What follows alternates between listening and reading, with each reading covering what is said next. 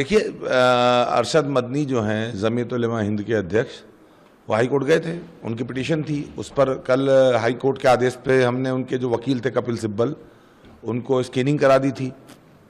तो स्क्रीनिंग कराने के बाद भी उन्हें बोलना तो वही था जो उनके मन में है, चूंकि उन्होंने फीस ली उस बात की विरोध करने की, तो विरोध ही वो करेंगे। तो आज बहुत समय तक जो है हाई कोर्ट में चीफ जस्टिस साहब के सामने वो पूरा प्रकरण चला और उन्होंने फिर लास्ट में ये कहा कि ये फिल्म अभी स्टे कर दी जाती है फिलहाल, और हम तो सुप्रीम कोर्ट जा ही सकते हैं, हमारा तो राइट है इस फैसले को चैलेंज करने के लिए। जा ही रहे हम सुबह सुप्रीम कोर्ट, और उनको कहा है कि आप जो है केंद्र सरकार को इस फिल्म को दिखाइए, उनको अपील करिए और 7 दिन के अंदर अंदर केंद्र सरकार फैसला दे कि ये फिल्म ठीक है कि गलत है। यानी गैंग जो है केंद्र सरकार मोदी सरकार के पाले में चली गई है। हाँ देखिए, उम्मीद तो हमें हाई कोर्ट से भी थी कि वो कन्हैयालाल जी के परिवार को और उन पर बनने वाली फिल्म को ही सुनेगी, क्योंकि मदरसे का काम तो सेंसर सर्टिफिकेट देना है नहीं, हमारी तो कोई गलती है नहीं। हमने तो फिल्म की रिलीज की घोषणा सेंसर सर्टिफिकेट के बाद ही की है, अपने मन से तो हमने कहा नहीं।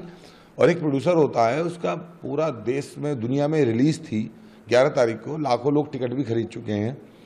तो लाखों लोग जिन्होंने टिकट खरीद लिया और जो हजारों सिनेमाघरों पे फिल्म रिलीज होनी थी, और जो सैकड़ों लोग क्रू हैं जो जुड़े हुए हैं इस फिल्म से, एक्टर से लेके प्रोड्यूसर टीम में, और तमाम लोग जो है करोड़ों रुपए खर्चा होता है, वो उन्होंने देखा ही नहीं किसी की तरफ, उन्होंने सिर्फ अरशद मदनी की बात सुनी। तो अब हाई कोर्ट का फैसला है तो कह क्या सकते हैं इसमें। पर एक बात जरूर मन में मेरे व्यक्तिगत विचार हैं कि 3 साल हो गए कन्हैयालाल जी की हत्या को। ऑन कैमरा हत्या हुई थी, लाइव मर्डर था, हत्या करने वालों ने खुद कबूला था, मारते वीडियो बनाई थी। आज तक तारीख भी नहीं लग रही उसमें, 3 साल में उसमें कोई डिसीजन नहीं हुआ, बल्कि आरोपी 2 छोड़ और दिए गए, और वो ऐसे छोड़े कि वो सुप्रीम कोर्ट तक आगे रेट डाल रहे हैं।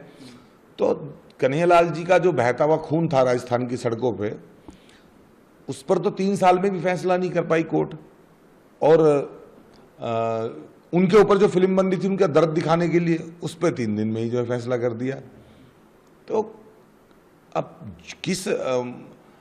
किस लिए जो है क्या तथ्य उन्होंने सोचा, उनका अपना विवेक है, न्यायपालिका का, न्यायमूर्ति जो बैठे थे उनका अपना विवेक है। लेकिन हम तो चैलेंज करेंगे, हम तो सुप्रीम कोर्ट में जाएंगे। हाँ भाई, उनको तो झटके पे झटके ही लग रहे हैं ना। पहले उनके परिवार के सदस्य की, यश और तरुण के पिता की और यशोदा जी के पति की पहले हत्या हुई, निर्मम हत्या। हत्यारों के समर्थक ही जो है वो कोर्ट में आ रहे हैं, हत्यारों के जो समर्थक हैं वही जो है उनके दर्द पे बनने वाली फिल्म को रुकवा रहे हैं, और रुक भी जा रही है। हत्यारों के समर्थक ही जो है वो सड़कों पर उतर के सिनेमाघरों को तोड़ने की धमकी दे रहे हैं। हत्यारों के समर्थक ही मुझे प्रोड्यूसर को गला काटने की धमकी दे रहे हैं। हत्यारों के लाखों समर्थक अब तक जो है सड़क पे उतर के वीडियो बना चुके हैं।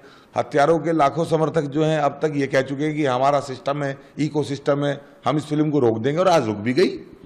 तो पहले जब हत्या हुई तब झटका था, फिर जब 2 हत्यारों को जमानत मिली कोर्ट से तब उनके परिवार को झटका लगा, और जब आज उन्हें उम्मीद थी कि पूरी दुनिया वर्ल्ड वाइड ओवरसीज रिलीज थी फिल्म, उनके परिवार के दर्द की कहानी को देखेगी जागरूकता के लिए, तो आज फिर उनको अदालत ने झटका दिया है।